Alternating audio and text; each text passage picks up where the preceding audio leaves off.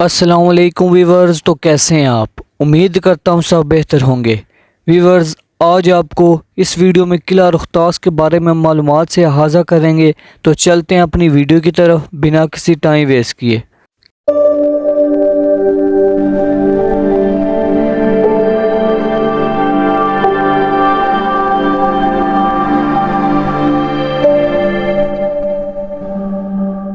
किला रुख्तास शेर शाह सूरी का तमीर करदा किला रुख्तास 1948 में मुकम्मल हुआ, जो पठवार और कोहिस्तान नमक की सरजमीन के वस्त में तमीर किया गया।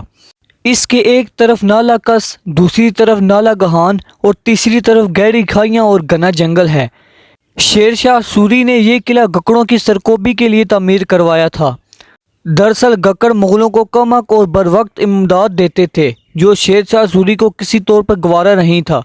जब यह किला किसी हद तक मुकम्मल हो गया तो शेर शाह सूरी ने कहा कि आज मैंने गकड़ों की पीठ में छुरा कोंब दिया है।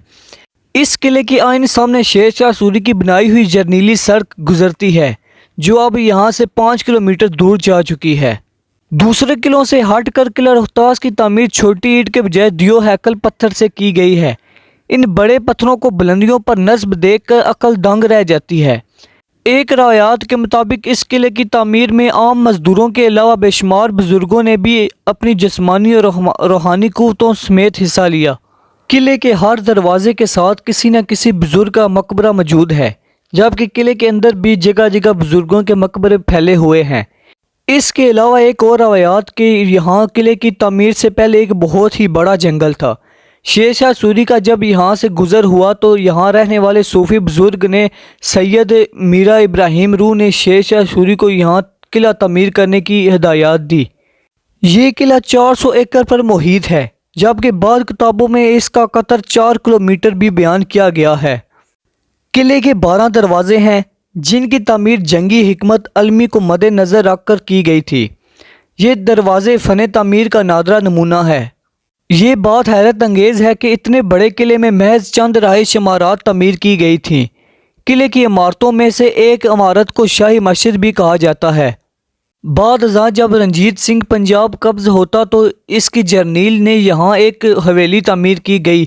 महलात के ना होने के बायस मुग़ल शहंशाह इस किले में आकर हैमों में रहा करते थे।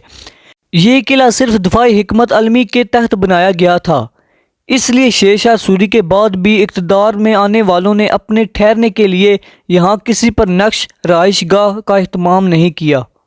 मस्जिद शाही मस्जिद छोटी लेकिन खूबसूरत मस्जिद है। ये मस्जिद काबली दरवाज़े के नज़दीक वाक़या है और इसी वजह से काबली दरवाज़े को बादशाही दरवाज़ा भी कहा जाता है। ये मस्जिद सिर्फ एक कमरे और सैन पर मुश्तमिल है।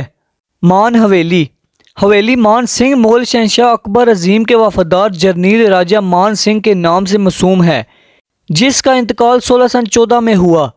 ये महल किला रुख्तास की सबसे बुलंद तरीन चट्टान पर तमीर हुआ है और इसका तर्ज तामीर काफ़ी हद तक अरबी, ईरानी और अफ़गानी के बजाय हिंदुआना था।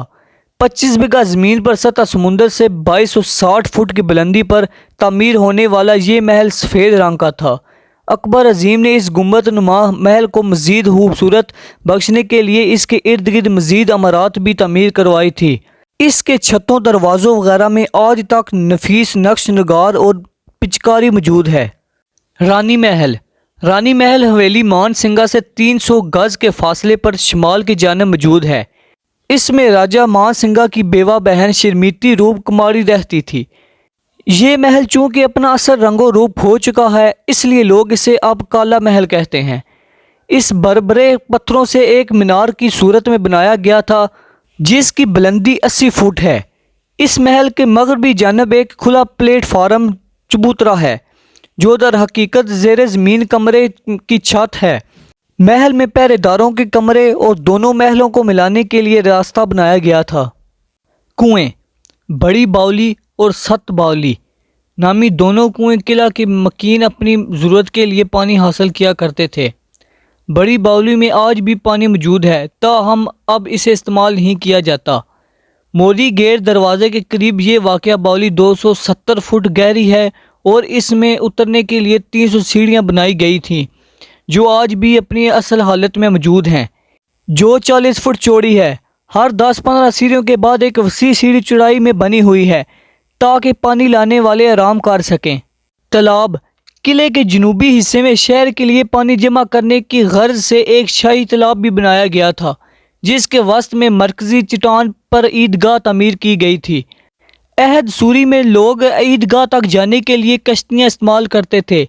عیدگاہ تک پہنچنے کے لیے ایک خفیہ راستہ بھی موجود تھا جو سکھوں کے عہد میں کھول دیا گیا اور لوگ سوہل دروازے کے راستے سے عیدگاہ تک جانے لگے۔